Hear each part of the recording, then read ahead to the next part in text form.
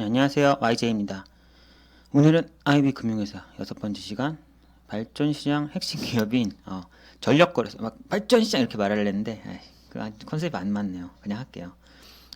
전력거래소 코리아 파워 익스체인지인 전력거래소를 알아보는 전력거래 시장에 대해서 전력거래 시장보다는 전력거래소에 대해서 한번 찾아보겠습니다. 그리고 뭐 이렇게 평균 연봉 이거 약간 낚시성인가 하겠지만 아니 안에 공시된 자료가 있더라고요. 그래서 그런 거 좀 찾아보면서 어떤 내용이 있는지 한번 알아보도록 하겠습니다. 네, 전력거래소 전경이고요. 이 출처 보시면 전력거래소 홍보 브로셔를 보니까 이런 전 사실 내부 풍경이 이럴 줄은 상상도 못했는데 뭔가 생각보다 멋있네요.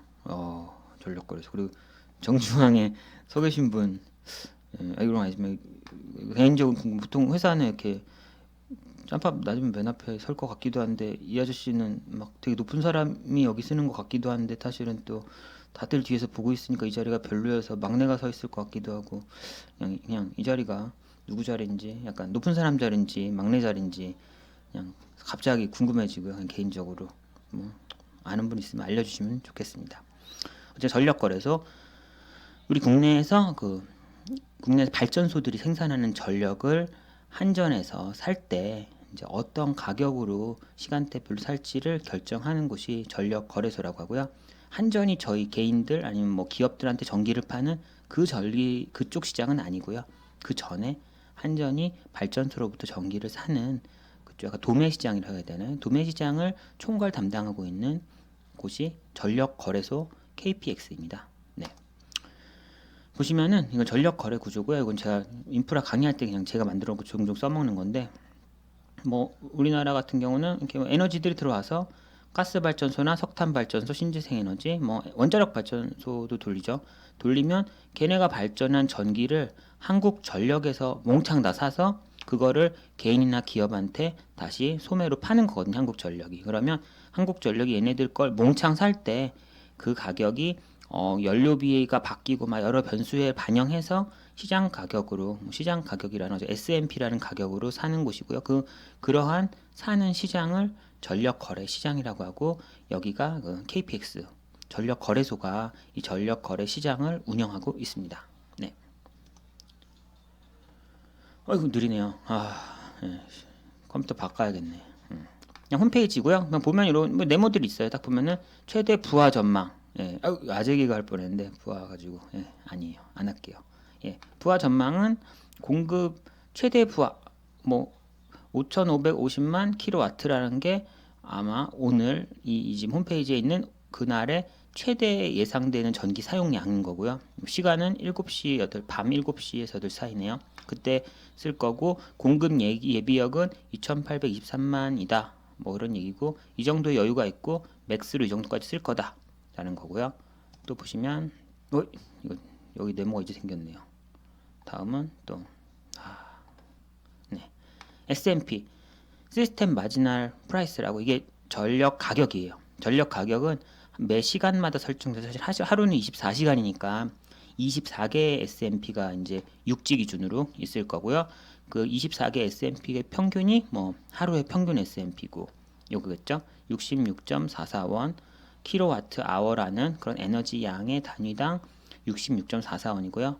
최소는 53.2, 최대는 78.78, 뭐 이런 가격으로 이 범위 안에서 24개 가격이 있고 평균 내면 66.44라는 그 하루 4월 19일에 평균 그 전력 가격이 나옵니다. 한전이 사는 전력 가격이죠. 또 느리겠죠? REC. 예. REC는 사실 신재생 에너지 쪽에 나오는 뭐 그런 개념이고요. 신재생 인증 공급 인증서라는 뭐 그런 가상의 인증서를 추가해서 그 인증서를 대형 발전사들에 꼭 매수하도록 의무를 부여하고 안 사면 페널티를 주게 해서 부여한 후 그 신재생 에너지 발전 회사들한테 자기 발전량의 뭐 몇 배수, 1배수, 1.5배수, 2배수에 따라서 REC라는 거를 가상의 REC를 만들어 생성하게 해주고 그 REC를 이제 꼭 사야 되는 회사들한테 파는 뭐 이런 개념이고요. 이거는 신재생 에너지 할 때 추가로 설명드리겠습니다. 그러한 그런 신재생 공급 인증서의 가격이 주르륵 이렇다는 겁니다. 네, 홈페이지 더 살펴보고 누르면 안 나오고요. Alt 탭으로 넘어가고 있습니다. 짠. 네, 넘어왔어요.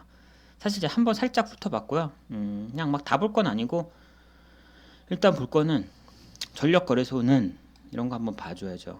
사실 이걸 보는 이유는 찾아오시는 길을 누르려고 온 거예요. 저는 사실 전력거래소가 제가 옛날에 공덕 쪽에 살 때 공덕역 쪽에 어디서 전력거래소 건물 보면서 전력거래 증권거래소랑 이름 비슷한데 뭐지? 약간 좋아 보이네.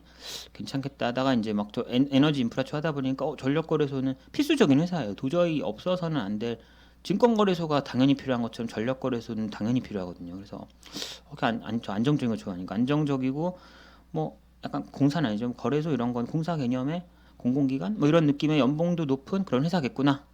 들어가면 좋겠구나 생각을 했었는데 그게 뭐 바뀌었다는 게 아니라 오늘 이제 다시 한번 보다가 생각해 보니까 이게 지방에 내려간 것 같더라고요. 보니까 그래서 본사가 지금 나주 혁신도시에 있어요. 전라남도 나주시죠. 그래서 제가 이건 몰랐네요. 한국전력 본사 옆으로 갔네요. 그래서 전남 나주시에 제 친구도 한전 여기에 있는데 뭐 제가 지방을 뭐 이렇게 나쁘다 좋다 저 말할 수는 없는 거지만 제 개인적인 입장에서는 아쉽다. 하지만 또 제가 뭐 커리어를 처음 시작하는 입장이라면은 괜찮은 회사라고 하면은 이럼으로써 내 경쟁자들의 지원율이 조금 떨어지지 않을까. 그럼 내 합격률이 올라갈 수 있겠네. 내 커리어상 어차피 난 붙으면 되고 난 다니면 된다는 관점 하에서는 어떻게 보면 이런 약간 지역적인 단점이 생겨서 조금은 지원자를 걸러준다는 게 또 장점이 될 수도 있고요. 떨어졌지만 저 옛날에 그 국민연금 뭐 볼 때 그때 전주니까 좀 그때 전주 갈 생각 했거든요. 그래서 오히려 강하게 어필하려고 면접 보기 전에 전주에 아예 하루 휴가 내고 내려가서 집도 알아봤어요. 대놓고 집 알아보고 디테일하게 저 정말 살 생각으로 집도 알아보고 초등학교 뭐 어디 있는지 알아보고 해서 면접 때 그런 얘기를 했죠. 그런 게 그래도 떨어진 거 보면 제가 실력이 정말 없었나 본데 일단은 그런 디테일하게 정말 가겠다는 그런 어차피 붙고서 안 오는 친구도 있을 거잖아요. 그러면 뭐 진짜 서로 정신력, 뭐 돈, 시간 낭비니까 나의 확신을 더 보여주면 오히려 또 붙은데 회사 생활을 시작하는데 내 확률 높인 데 있어서는 또 낫지 않을까. 뭐 꼭 전력 거래소가 아니라 다른 공공기관들도 지방에 있다면은 오히려 더 그런 개념으로 내 합격률을 더 올리고 더 강하게 접근할 수 있지 않는가 하는 장점도 있을 것 같습니다. 일단 저는 이제 이미 저희 딸내미가 다 이 동네 친구를 사귀고 초등학교 이제 5학년이어서 구두 치는 바람에 이제 딴 데로 가면 전 기러기 아빠로 살 수밖에 없지만 초등학교 전이는 가서 뭐 정착할 수도 있겠죠. 왜냐면 이런 대규모로 개발하면 이 근처 아파트 단지라는 데도 다 유사한 사람들이 있을 거고 그렇게 뭐 막 생각과 다른 이상한 분위기는 아니지 않을까 싶어요. 제가 좀 가보진 않았지만 그런 거고요. 이 얘기를 하려고 들어왔고 열린 경영 보통 이제 이런 데는 막 공시되어 있는 자료가 많아서 생각보다 자료가 되게 볼 게 많아요. 그래서 여기는 경영 공시 목록 아까 보면은 연봉 때문에 들어왔는데요. 쫙 들어오면은 이런 게 있죠. 일반 현황도 봐도 되지만 임직원 수현황, 직원 평균 보수 현황, 복리후생비 뭐 이런 디테일한 내용도 있고 뭐 진짜 일가정 양립 지원제도 이런 게 뭔가 궁금하면 들어가 보시면 될 것 같고요. 뭐 다양한 게 있어요. 아까 뭐 노동조합 임금 협약 이런 거 어떻게 아까 궁금해서 한번 들어가 봤는데 뭐 엄청난 내용 없었지만 그래도 이런 게 다 올라와 있다는 게 임원 연봉 궁금한가요? 궁금할 수도 있잖아요. 전 직원 연봉만 보겠습니다. 직원 평균 보수 짜자잔 보시면은 뭐 기본급 고정수당 이런 복잡한 거 모르겠어요. 그래서 다 얼마 받는지가 중요하지 않을까 싶어요. 그리고 뭐 성과라는 게 플러스 마이너스가 있겠지만 엄청난 차이는 없지 않겠어요. 아닌가? 저는 그렇게 생각해요. 그래서 그냥 평균 보수의 끝자리를 보면 될 것 같고요. 지금 보면은 1,000원 단위니까 연마다 1,000원 단위면 1,000만 원이네요. 2014년에 평균 연봉이 8,800만 원, 평균 9천만 원, 9,300, 9천만 원, 8,900, 8,890만 원 정도고요. 뭐 남성 여성 나누네. 뭔가 이렇게 뭔가 이유를 써놨죠. 남성만이 높나 막 공격을 많이 했나 봐요. 그래서 시작 때 스타트 직원이 남자가 너무 많았어요. 뭐 이런 내용이고요. 종업원 수를 보게 되면은 300명, 400명, 433명이네요 지금. 그럼 뭐 아주 많은 건 아니네요 보니까. 뭐 저도 지금 있는 제 회사도 막 3,000명, 4,000명 있는데 400명 정도면은 생각보다는 좀 조촐, 괜찮은 약간 중간 기업, 강소 기업 뭐 이런 느낌의 숫자겠네요. 그리고 근속 연수가 중요하죠. 왜냐하면 평균 연봉이 뭐요? 평균 연봉이 얼마인데 그게 몇 년 차인지가 중요하잖아요. 그래서 보시면 결론은 평균 연봉이 한 9천쯤 되는데 평균 근속 연수는 12.6년 그렇게 되는 거죠. 결국은 한 12년, 13년 일하면 연봉이 8,800, 9천쯤 되겠다라고 생각하면 될 것 같아요. 뭐가 더 받을 것도 있을 것 같은데 어쨌거나 이게 최소겠죠. 뭐 이 정도고 그럼 신입 연봉도 밑에 있더라고요. 신입사원 초임. 예. 2019년 기준으로는 신입사원은 4,130만 원이네요. 그러면 이제 뭐 정확한 건 아니지만 어쨌건 저희가 지금 신입사원 연봉을 알았고 13년 차의 연봉을 평균 지금 무기계약 지금 평균 13년 그렇죠? 13년 차의 연봉이 아까 여기 있어요. 8,800, 9천만 원인 걸 알았으니까 그걸 이렇게 쭉 직선으로 이으면 이제 2년차, 3년차, 4년차, 5년차 연봉을 대략 추측할 수 있지 않을까 이 회사를 다닐 때. 그러면서 뭐 물가 상승률만큼 그 직선이 위로 올라가지 않겠어요? 대략 뭐 그런 느낌으로 하면은 뭐 대충 내가 몇 년 차에 어떤 연봉일지를 추측은 할 수, 일단 정확한 숫자는 아니겠지만 크게 틀리진 않은 추측은 할 수 있다고 생각합니다. 그래서 이 홈페이지는 일단 연봉이나 보려고 왔고요. 딴 것도 좋은 자료 많으니까 혹시 여기 뭐 면접 보시거나 하시는 분들은 이 자료 쫙 한번 읽고서 디테일하게 좀 쪽집게처럼 뭔가 딱 말을 할 수 있게 정보를 많이 보시고 어필하시기를 추천드립니다. 전 다시 돌아올 거고요.